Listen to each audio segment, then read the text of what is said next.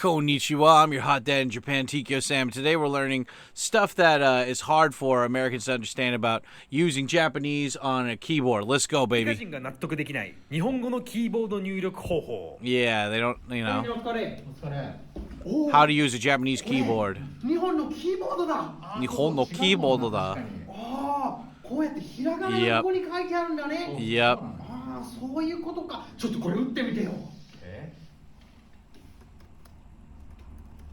あれ？ちょっと待って。 Harupan 今 Matsuri. 英語で打ってたよね。あ、そうだね。一回アルファベットに直して打つかな、普通。じゃあこのひらがなは使ってないの？使ってない。いや、いい Yeah. ないじゃん。 It's true. It's true. Japanese keyboards, they have a way of just typing in only hiragana, but they never use it. They type it in English first, like with the English alphabet. So technically, every Japanese person who knows how to write Japanese on a keyboard knows English.